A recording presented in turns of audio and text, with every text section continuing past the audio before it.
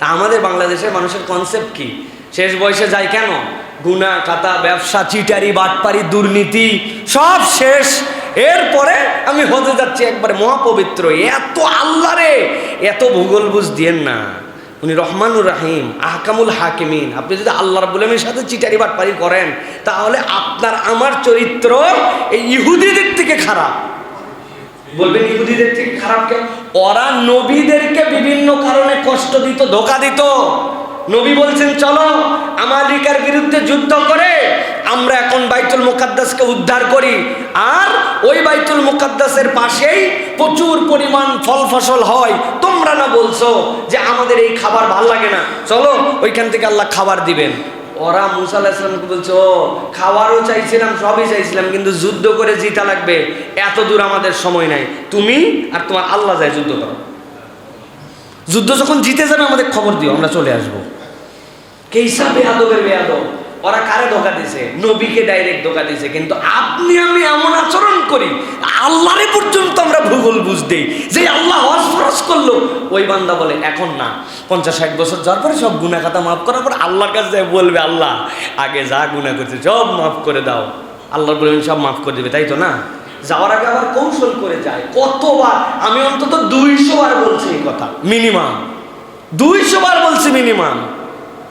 হজে যাওয়ার আগে 50,000 টাকা দামের গরু খাওয়ায়, টেন্ড হয়েছে এখন। হজে যাওয়ার আগে খাওয়ানো লাগে, খাওয়ায় টাওয়ায় 10 বিঘা জমি 8 বিঘা 2 ছেলেরে দিছে, আর 3 মেয়ে ছিল, 3 মেয়েরে 2 বিঘা কৌশলে ভাগ করে দিছে। দিয়ে নাতি টাতি আছে তাদেরকে ডাক দিয়ে বলছে, তোমার কি লাগবে? সোনার মালা।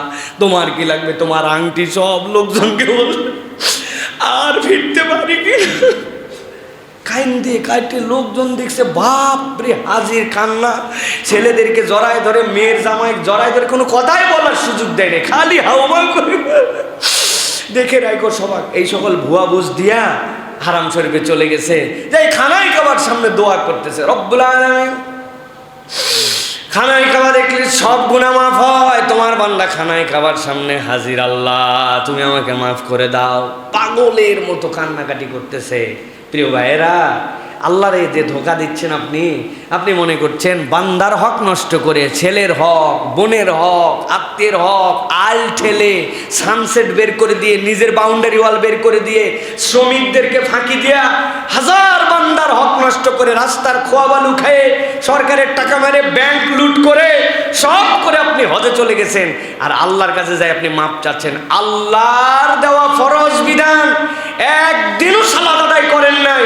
খানায় কাবায় যাই দোয়া করবেন, আল্লাহ চাইলে আল্লাহ তার দেওয়া এই হক যেটা ছিল, সমুদয় নামাজ কাজা করা আপনাকে মাফ করে দিতে পারেন, রোজা মাফ করে দিতে পারেন। কিন্তু 1 পয়সা যদি আপনি বান্দার হক নষ্ট করে যান, আল্লাহ নিজের উপরে কাতাবাল্লাহু আলা নাফসিহি, যে আল্লাহ বান্দার হক নষ্ট করার গুনাহ কোটিটা হজ করলেও মাফ করবেন না। কারে ফাঁকি দিচ্ছেন আপনি? ফাঁকি নিজেকে দিচ্ছি আমরা, আল্লাহকে ফাঁকি দেওয়া সম্ভব নয়। ফাঁকিবাজিটা আমরা নিজেকে দিচ্ছি। এই জন্য প্রিয় ভাইয়েরা, আল্লাহ বলছেন ওমান কাফারা ফাইন্নাল্লাহা গনিয়্যুন আনিল আলামিন।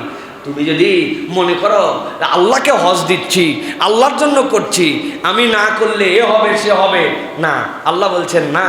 আল্লাহ রাব্বুল আলামিন দুনিয়ার মানুষের থেকে অমুখাপেক্ষী। আল্লাহ তোমার জীবন থেকে মৌলিক 3টে অপরাধ দূর করার জন্য, তোমাকে মুহসিনদের কাতারে অবতীর্ণ করার জন্য, মৃত্যুর সাথে সাথে জান্নাতে নেওয়ার জন্য আল্লাহ তোমাকে হজ দান করেছেন। সুবহানাল্লাহ, এটা আল্লাহ রাব্বুল আলামিনের দেওয়া বিধান। এই জন্য আল্লাহ রাব্বুল আলামিন সাইয়েদিন ইব্রাহিম আলাইহিস সালামকে বলছেন, ওয়াযিন ফিন নাসি বিল হাজ্জি ইয়াতুকা রিজালান ওয়া আলা কুল্লি যামিরি ইয়াতিনা মিন কুল্লি ফাজ্জিন আমিক। ও আমার পয়গম্বর, আপনি তো আল্লাহর ঘর বানাইলেন, এরপর আল্লাহর কাছে দোয়া করলেন, ওয়াইয ইয়ারফু ইব্রাহিমুল কওয়াইদা মিনাল বাইতি ওয়া ইসমাঈল।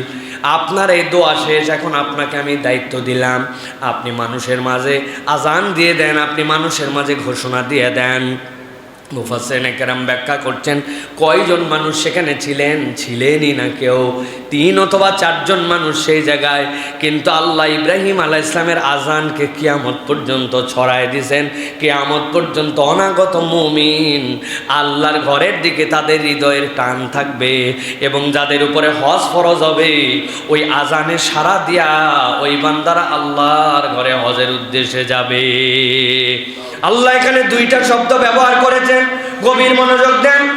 তালেবে ইলম যারা আছেন যাওয়ার পরে এটার তাফসীর বের করে পড়ে দেখবেন। আল্লাহ যে বলছেন ইয়াতুকা রিজালান, কতগুলা মানুষ নিজেদের জীবনকে বিসর্জন দিয়ে পায়ে হেঁটে আল্লাহর ঘরের দিকে রওনা হবে। কোথায় সাইবেরিয়া, কোথায় তুরস্ক, কোথায় আজারবাইজান, কোথায় আমেরিকা, কোথায় বাংলাদেশ, কোথায় হিন্দ, এইরকম কোনো দূরত্বকে তারা মাপবে না, বরং আল্লাহর ঘরের আকর্ষণ তাদের হৃদয় এমন হবে এই মানুষগুলা পায়ে হেঁটে হেঁটে আল্লাহর ঘরের দিকে রওনা দিবে। আর আল্লাহ বলছেন সাথে সাথে ওয়ালা কুল্লি দামিরিয়াতিনা মিন কুল্লি ফাজ্জিন আমিক, কতগুলা উট তাদের থাকবে, কিন্তু এমন কৃষকায় ওই উটের হাড্ডি বেরিয়ে গেছে, ওই উটটা নেওয়ার মতো নয়, কিন্তু আল্লাহর ঘরের প্রেম, এই আজানের ডাক তাদের হৃদয় এমন ধাক্কা মারছে, এইরকম কৃষকায় এরকম রুগ্ন শুকনো উটগুলি চলতে চলতে আল্লাহর ঘরের দিকে যেতে যেতে তারা রুগ্ন হয়ে গেছে। এইরকম কৃষকায় উটের পিঠে চড়ে হলেও তারা আল্লাহর ঘরে হাজিরা দিয়ে দিবে। সুবহানাল্লাহ। এই আয়াতুল কারিমা আমাদেরকে মেনশন করে যে অনেক মিলিয়নিয়ার আছে কিন্তু তার হৃদয়ে আল্লাহর ঘরের আকর্ষণ নাই, আর অনেক কম টাকার লোক আছে যেই মানুষ আল্লাহর ঘরে যাওয়ার জন্য উদ্গ্রীব, হয়তো হজ ফরজ হয়েছে কোনো রকম টেনে টুনে, কিন্তু এটাকেই সে প্রাইম কাজ বানাইছে। লাস্ট আমরা উমরায় গেলাম, আমাদের সাথে জাহাঙ্গীর চাচা নামে এক চাচা ছিল, একটা অফিসের সিকিউরিটি গার্ড, 32 বছর চাকরি করছে, চাকরির শুরু 526 টাকা না 25 টাকা দিয়া, এখন টেনে টুনে 9000 টাকা পায়। ফ্যামিলির সন্তান স্ত্রী কেউ তাকে যেতে দিবেন আল্লাহর ঘরে উমরায় না। তোমার সন্তানদের ভবিষ্যৎ করতে পারো নাই, কিছু করতে পারো নাই, কিন্তু উনি এটার জন্য গোপনে গোপনে জড়ো করে করে এরপরে মালিককে বলছে আমি একটু আল্লাহর ঘরে যাব। ওই মালিকও চিন্তা করছে দুনিয়ায় কত আমার কর্মচারী, কেউ বলল না, আর আমার এই গার্ড, নাইট গার্ড, সে আল্লাহর ঘরে যাবে, তারাও কিছু হেল্প করছে। আল্লাহর বান্দা আল্লাহর ঘরে সফরের জন্য চলে গেছে, বউ পছন্দ না, সন্তান পছন্দ না, বিদায় দেওয়ার জন্য একটা মাইক্রো ঠিক করতে বলছে, এটাতেও তারা রাজি না, কিন্তু আল্লাহর ঘরে চলে গেছে। আমাদের সফরে যতগুলা মুখলেস মানুষ ছিল, এই আল্লাহর বান্দার মতো এরকম মুখলেস মানুষ কম দেখছি। হারাম শরীফের নিচে তাওয়াফ করা তার একটা রেস্ট্রিকশনের মধ্যে আনছে। বিধান কি? বিধান হচ্ছে উমরাকারীদের জন্য এটা তো ফরজ, নফল তো তাওয়াফ, অতএব মাতাফের মাঠটাতে কেবল তারাই যাবে যাদের গায়ের মধ্যে উমরার এহরাম থাকবে, এর বাইরে কাউকে ঢুকতে দেয় না। তারা সাধ্যের মধ্যে এটা প্রোটেস্ট করে, মেয়েদের জন্য উন্মুক্ত, কিন্তু ছেলেদের জন্য। কিন্তু ওই মুরব্বী খানিকক্ষণ পর ঘুরে এসে বলতো আজকে 3টা তওয়াফ করলাম, আজকে 2টা করলাম। কিরে বাবা, উপর দিয়ে একটা তওয়াফ করতে আমাদের রোজা থেকে পায়ের অবস্থা খারাপ, আপনি এত তওয়াফ করেন? উপরে না তো, তো নিচেই গেছি। তো নিচে গেলে না এরামের কাপড় সারা ধরে? কই আমাকে তো ধরলো না, আমি গেলাম ভরভর করে ঢুকেও ঠেকালোও না, এই জন্য আমি চলে গেছি। হৃদয়ের মধ্যে আবেগ, ইখলাস, খুলুসিয়া এইগুলা থাকলে রব এরকম অনেক দয়া করেন। এইগুলো আমি সাইফুল্লাহর চোখে বহু দেখা আছে, বহু, 1বার 2বার তো রব্বুল আলামিন আমাকে এই গোলামকে আল্লাহ রব্বুল আলামিন সেখানে নেন নাই, তো এই জন্য আমি এইগুলা জানি। কত হিস্ট্রি আমার লাইফে আছে। এক লোক গেছিল একবার আমার সাথে হজে, এই লোক হচ্ছে টিপসই দেওয়া হাজি, টিপসই দেওয়া হজে গেছে। বুঝেন তাহলে লেখাপড়ার কি যোগ্যতা, বিরাট যোগ্যতা তো না, টিপসই দেওয়া হাজি। বহুদিন আগের কথা বলছি। এখন এই লোককে নিয়ে খুব পেরেশানি, না পড়া জানে না কিছু জানে, কোথায় হারায় যায় কি হয়। আমি একটা ছোট বাটন মোবাইল কিনে দিয়ে গলার মধ্যে বেল্ট দিয়ে ওইটা দিছি, আর শিখাইছি সবুজ বাটন রিসিভ, লাল কাটা। আপনার লালের সাথে কোনো সম্পর্ক নাই, কেউ কল দিলে খালি সবুজটাতে রিসিভ করবে না। সকলের কাছে তার নাম্বার লিখে দিছি যে ভাই এই লোক হারালে কিন্তু বিরাট বিপদ। মুজদালেফা, আরাফা সব জায়গা ভয়ঙ্কর জায়গা। আরাফা পর্যন্ত টনটাইট, সবসময় আমার সাথে ফলো করে থাকে। মুজদালেফায় আসছি, আসার পর রাত্রেবেলা মুজদালিফার উপরে আবার হচ্ছে সোডিয়াম লাইট। সব দুনিয়ার মানুষ একরকম দেখতে, এমনিই তো একে তো এহরামের কাপড়, 2 নম্বর কোনো তাবু নাই, 3 নম্বর সোডিয়াম লাইটের নিচে সব মানুষের চেয়ারও নাই।